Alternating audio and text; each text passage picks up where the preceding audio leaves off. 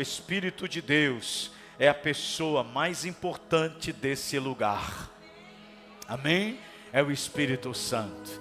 Nós aproveitamos esse período, de feriado, chamado pelo mundo de carnaval, para celebrar o espiritual.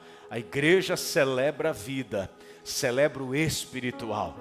E quarta-feira você vai sair, está cheio do Espírito Santo. Não coberto de cinza, mas de vestes de alegria, ao invés de espírito angustiado, em nome de Jesus. Cheio da unção e do poder de Deus, amém, queridos?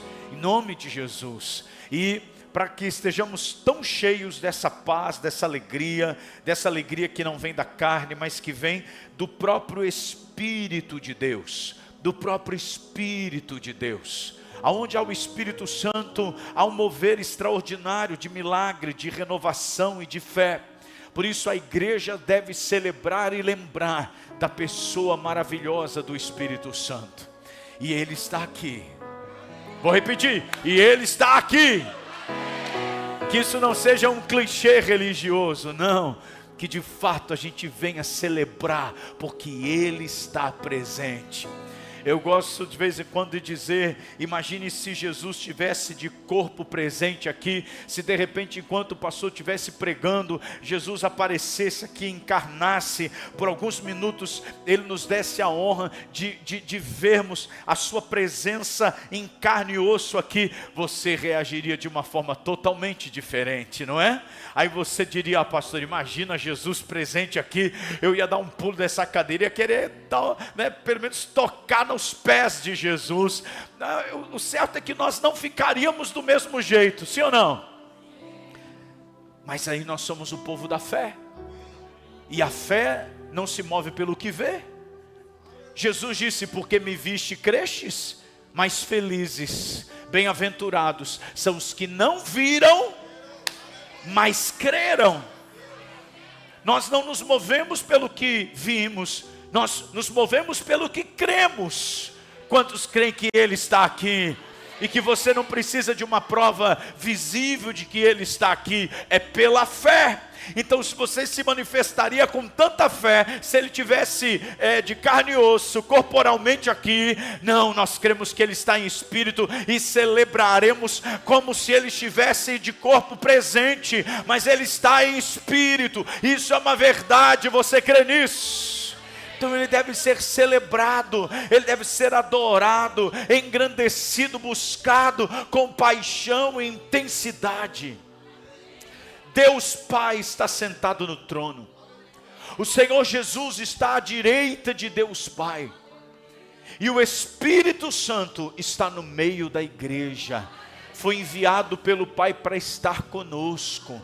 A Trindade trabalha em conjunto, Deus Pai, Deus Filho e Deus Espírito Santo presente aqui, aleluia.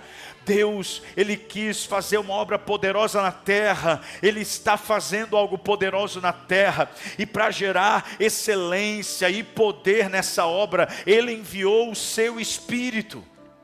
Ele sabia que nós sozinhos não iríamos conseguir vencer, por isso Ele enviou o Espírito Santo.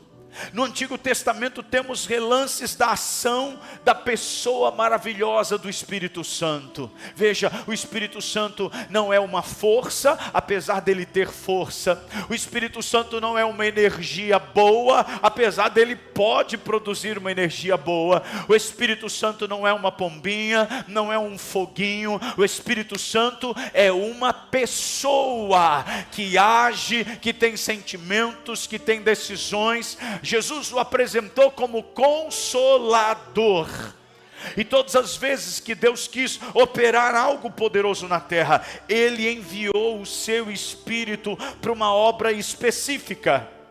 Êxodo capítulo 31, versículo de número 2, diz a palavra de Deus que o Espírito de Deus encheu Bezalel com sabedoria para construir o tabernáculo. Olha só, eis que chamei, pode deixar o versículo ali anterior, eis que chamei pelo nome Bezalel, filho de Uri, filho de Ur, da tribo de Judá, e o enchi do Espírito de Deus. E quando ele foi cheio do Espírito de Deus, ele recebeu o quê? Habilidade, inteligência e conhecimento em todo artifício. Verso 4: para elaborar desenhos, trabalhar em ouro, em prata, em bronze, para lapidação de pedras de engaste, entalho em madeira e toda sorte de lavores. Deus precisava de alguém com habilidade, com sabedorias específicas, e Ele derramou o Espírito sobre alguém, e o Espírito de Deus lhe deu essa bênção. Eu quero profetizar aqui nessa noite, que o Espírito Santo vai te encher. Volta ali no versículo 3, por gentileza. Olha, e o enchi do Espírito de Deus. Eu declaro, o Espírito do Senhor habita em você e vai te dar habilidade, inteligência e conhecimento sobrenatural. Não é um conhecimento qualquer, não é uma habilidade qualquer, não é uma inteligência qualquer, é algo vindo do próprio Deus para te abençoar em nome de Jesus. Veja só, a ação do Espírito é para trazer capacitação, criatividade divina. O Espírito de Deus, ele pode gerar algo novo no teu trabalho, abrir portas, te dar uma habilidade que você não tem. O Espírito Santo pode te dar. 1 Samuel capítulo 16, versículo 13. Deus precisava ungir alguém com autoridade. A Bíblia diz: tomou Samuel um chifre de azeite e ungiu no meio dos seus irmãos, e daquele dia em diante o Espírito do Senhor se apossou de Davi. Aleluia! Quem quer que o Espírito Santo se aposse de você? Quando Deus precisou de um novo rei, alguém que pudesse governar Israel com graça, com sabedoria, com capacidade, a Bíblia diz que o Espírito do Senhor se apossou de Davi. Deus enviou Davi, mas não enviou sozinho, enviou sobre ele o Espírito Santo de Deus. E sabe quem foi Davi? 40 anos, o maior rei de Israel. Até hoje a bandeira de Israel tem a estrela de Davi. Até hoje eles choram e almejam que Israel viva as realidades de conquista e de nação que viveu nos 40 anos em que Davi reinou. Um homem cheio do Espírito Santo recebe autoridade, governo, unção de liderança. Eu declaro essa unção sobre a tua vida. Creia que o Espírito Santo te dá unção para governar, unção para liderar, unção para crescer, unção para estar à frente do seu tempo, em nome de Jesus. Quando Deus precisou dar forças sobrenaturais a um homem, Juízes capítulo 14, versículo de número 6, veja na palavra, Juízes capítulo 14, verso 6, leia comigo. Então, de tal, eu amo eles, de tal maneira, eu fico viajando na maionese aqui, de tal maneira, o Espírito do Senhor, de tal maneira se apossou dele, que ele o rasgou como quem rasga um cabrito, sem nada ter na mão. Todavia nem seu pai, nem sua mãe fez saber o que fizera. Sabe o que ele está fazendo aqui? Sansão, ele rasga um leão no meio. Ele rasgou um leão no meio, como rasga um cabrito. Sabe como é que rasga um cabrito? É das pernas, é de trás para frente. Ergue o cabrito e... O cara fez isso com um leão. Eita! A Bíblia diz que o Espírito se apossou dele. Porque eu acho que quando a gente chega lá no céu, eu não sei se a gente vai ter esse tipo de curiosidade, né? Aqui na terra a gente pensa, poxa, né? Depois de ver Jesus, né? O glorioso, a gente quer bater um papo com Davi, né? Com os profetas, Paulo, né? E a gente faz uma ideia, né? Por exemplo, eu não sei como que era Moisés. Imagina Moisés, um camarada, né? Barbudo, né? E tal. Agora Sansão, quando você pensa em Sansão, você pensa o Arnold Schwarzenegger na sua melhor performance, né? Você imagina assim um cara fortão, né? Só que a força do Sansão não era porque ele era forte. A Bíblia deixa bem claro, todos os milagres, todas as ações que ele teve de força, rasgar o leão, carregar o portão da cidade nas costas, sozinho. A Bíblia sempre vai dizer, então o Espírito Santo revestiu a Sansão. Então sempre que ele precisou de uma força sobrenatural, o Espírito veio sobre ele. Não era porque ele era forte. Então eu acho que a gente vai chegar lá no céu e vai ficar procurando um cara fortão assim, achando que é o Sansão. E eu acho que a gente vai se frustrar, porque vai chegar tipo um Enzo. Vai chegar tipo um Enzo assim, ó, magrelinho. E vai dizendo, você deve ser, né, Isaías, Jeremias. Eu sou Sansão. Meu Deus, Sansão, magro desse jeito. É que não era a minha força, era o poder do Espírito Santo. Não é a tua força, é o poder do Espírito Santo em você. Não é a tua força, é o poder do Espírito Santo. Não é por força nem por violência. A vitória vem pela unção do Espírito Santo. Alguém pode celebrá-lo aqui essa noite?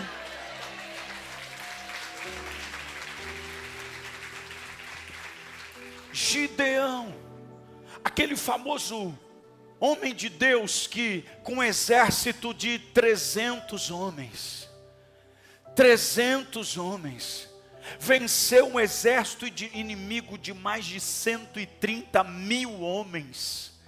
Qual foi o segredo de Gideão para vencer uma batalha tão ferrenha, tão terrível? Você sabe a história.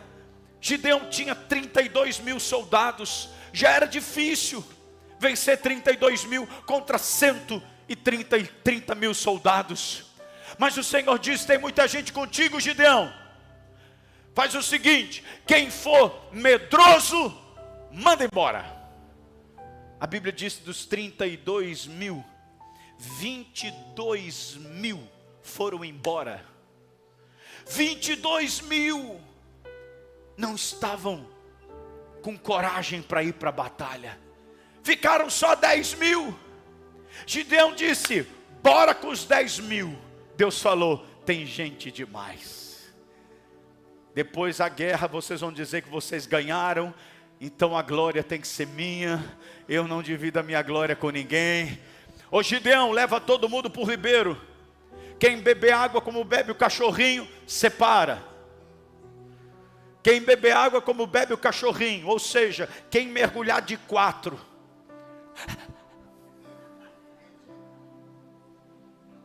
Porque qual é a diferença?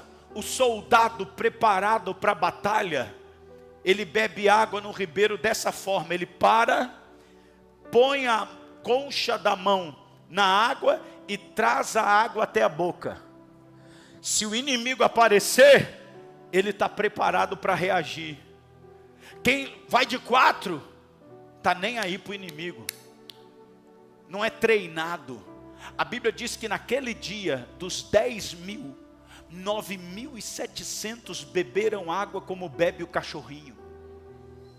Só 300 trouxeram água à boca. E Deus falou, é agora. É com os 300. Aleluia. A história é maravilhosa, depois você lê lá, eu não vou mostrar tudo também. Mas Juízes, veja só, capítulo 6, verso 34. O segredo de Gideão não foi nos 300. Leia. Então o que ele fez?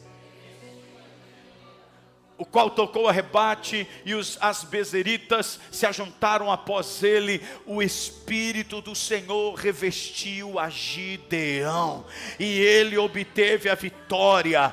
A inspiração profética poderosa veio sobre Gideão, a força, a unção de liderança, a força veio sobre Sansão. O Espírito Santo liberou algo especial naquele dia. Hoje à noite, amanhã, nós vamos buscar uma liberação poderosa do Espírito para esse tempo, para essa estação e para os desafios que você está vivendo. O Espírito vai liberar uma capacitação para vencer em nome de Jesus. Quantos recebem podem glorificar o nome do Senhor?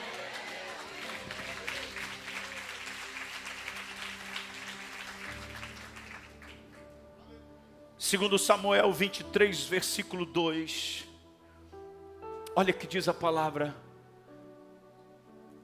o Espírito do Senhor fala por meu intermédio, e a sua palavra está na minha língua. O Espírito do Senhor falou através de mim. Sabe quem falou isso? Foi Samuel. A inspiração profética, a revelação da palavra, quem nos dá é o Espírito Santo. A Bíblia diz que os homens que escreveram a palavra de Deus, os textos bíblicos, não falaram de si mesmos, mas homens inspirados pelo Espírito Santo. Deus lhes pôs uma revelação nos lábios, Deus mesmo falou com eles. Irmãos amados, todo crente nascido de novo, ele precisa ter essa revelação do Espírito de Deus. A maioria de vocês estão aqui nesse culto porque um dia tiveram uma revelação do Espírito. O Espírito Santo é que convence o homem do pecado, da justiça e do juízo. Todos nós não estamos aqui apenas por uma decisão do nosso coração, mas porque o Espírito Santo te escolheu, te buscou e fez você entender aquilo que talvez antes você não entendia, você não compreendia. Por que esse povo já veio ontem no culto e vem na segunda-feira, e amanhã tem mais culto, e se não tem culto tem GC, e se não tem GC a gente dá um jeito de inventar uma reunião. Irmãos, o Espírito da revelação vem. A obra de Deus é sustentada pela presença do Espírito Santo. É só o Espírito Santo, irmãos. Eu vi a rede social, o povo escandalizado. O pessoal da escola de samba desfilou como se fossem enlatados, e botaram naquele desenho como se eles estivessem dentro de uma lata de conserva. Botaram um casal com uma criança, botaram família, e fizeram uma crítica contra a igreja que luta pela família. Está lá, está nas redes sociais, deu uma bafafá, os políticos discursando, e eu gosto de ver os comentários. Tem hora que não devia ver, mas eu não aguento, porque eu quero ver o que os crentes estão falando. Irmão, tem que ir tudo para o inferno. Esse era o mais baixo, né? Esse é o mais raso. Os caras lá, né? É da mesma versão dos que arrastaram Jesus pela Sapucaí. E aí os crentes vão, isso é um absurdo, onde é que já se viu? Aí eu não aguentei, eu fiz um comentário, o meu comentário. E eu comecei com o meu comentário assim: Efésios 2:1, Ele vos deu vida, estando vós mortos nos vossos delitos e pecados. Como esperar moralidade? Como esperar um discurso bonito? Como esperar quebrantamento? Como esperar temor de Deus, de quem está morto espiritualmente? de quem não tem vida em si mesmo, está morto no seu delito e pecado. Como é que eu vou cobrar de um morto que ele fale? Como é que eu vou cobrar de um morto que ele adore? Como é que eu vou cobrar de um morto que ele compreenda as escrituras? Ele não vai saber. Você pode chamá-lo de vagabundo, você pode mandar ele pelo inferno, ele não está nem aí. Ele vai rir da tua cara, ele vai te chamar de conservador, de besta quadrada, de antiquado. Por quê? Porque ele está morto espiritualmente. Um morto não entende essa linguagem. Só tem uma linguagem que o morto espiritual vai entender. É quando você pregar o evangelho da graça para ele. É quando você olhar para ele e dizer: sabia que Jesus ama você, morreu na cruz por você, já perdoou os seus pecados. Só tem uma voz que o morto espiritual ouve, é o evangelho da graça. Então não cabe os crentes ficar xingando, dizendo que eles vão para o inferno. Não, é exigir que o morto fale. A nossa função é orar. Você sabe o poder que a oração tem. O nosso papel é orar e é dizer: tem misericórdia, Senhor, e salva. Porque um dia nós éramos assim também. Nós éramos tão ignorantes quanto. E o que nos fez melhor do que eles para sermos escolhidos primeiro? Nada. Foi misericórdia e graça do Senhor. Há uma voz ecoando, e o Espírito de Deus está fazendo a obra. Aleluia. Quantos estão aqui podem dar glória a Deus? Aleluia. Mas sabe de uma coisa, irmãos? Todos os textos que eu mostrei para você estão no Antigo Testamento. E no Antigo Testamento há uma característica muito peculiar do Espírito Santo. O Espírito de Deus, quando Moisés precisou dele, o Espírito Santo veio sobre ele. Mas quando a obra terminou, o Espírito Santo se recolheu. Quando Gideão precisou para uma tarefa específica, o Espírito veio sobre ele. Terminou a tarefa, o Espírito tira o revestimento. Quando Sansão precisava de uma força sobrenatural para vencer uma batalha, o Espírito Santo vinha sobre ele. Quando terminava a batalha, o Espírito Santo se retirava. Por isso que Davi, no Salmo 51, vai dizer: Senhor, não me retires o teu Santo Espírito. Não tira de mim a tua presença. Por quê? Porque na antiga aliança, na aliança da lei, o Espírito Santo vinha para uma missão específica e ia embora. Mas em Atos capítulo 2, ao cumprir-se o dia de Pentecostes, estavam todos reunidos no mesmo lugar.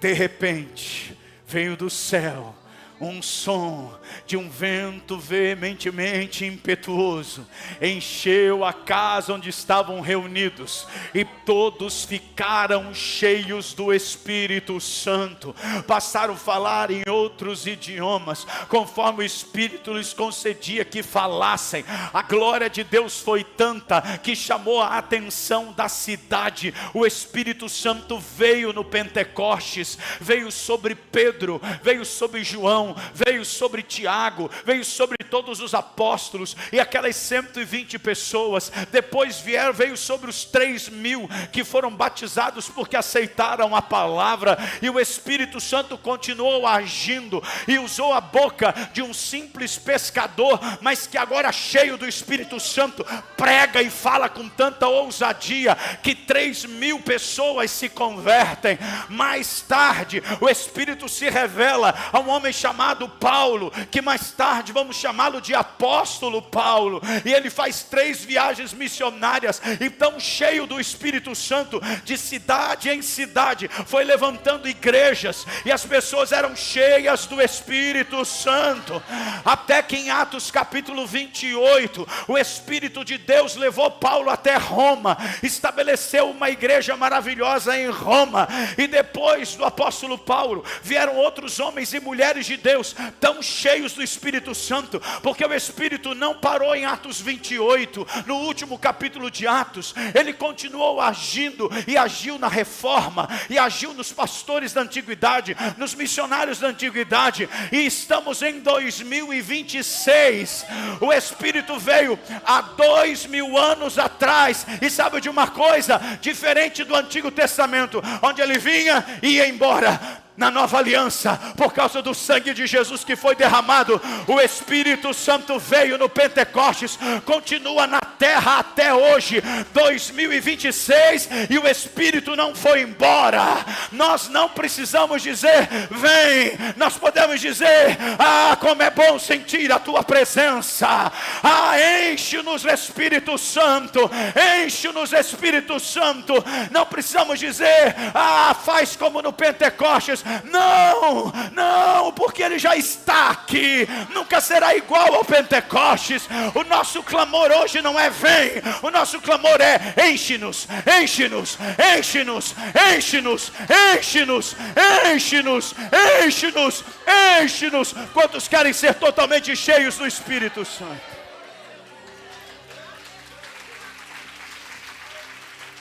Aleluia! Então quer dizer, pastor, que na nova aliança eu não preciso pedir para Deus tirar o Espírito Santo, para não tirar o Espírito Santo? Exatamente. Essa é a oração que você nunca vai precisar fazer, porque o Espírito Santo habita em você. Vós sois templo, vós sois habitação de Deus no Espírito. Sabe o que é habitação? Habitação não é visita, habitação é moradia, é residência fixa. O Espírito fez de você residência fixa. Você é a habitação do Espírito. Sabe, eu amo quando Paulo diz aos Efésios que o Espírito Santo é o penhor da nossa herança. Sabe o que é o penhor? Você quer pegar um dinheiro, você pega uma joia, leva lá na loja de penhor e deixa a joia, e o joalheiro e o homem do penhor te dá o dinheiro, e você deixa a joia como garantia. Você diz assim, eu vou vir aqui buscar essa joia e devolver o dinheiro. Qual é a garantia que você vai voltar? Eu estou deixando essa joia é muito preciosa, era da minha mãe, era da minha avó, eu não posso deixar aqui não, isso aqui é a garantia que eu vou voltar. A Bíblia diz que Jesus deixou o Espírito Santo como penhor da nossa herança. Pastor, como é que eu sei que Jesus vai voltar? Como é que a gente sabe que a gente vai morar no céu? Como é que a gente sabe que essa história é real? O Espírito habita em você e te traz essa convicção interior de que o céu é real, de que essas coisas espirituais são reais e elas existem. É a obra do Espírito dentro de você.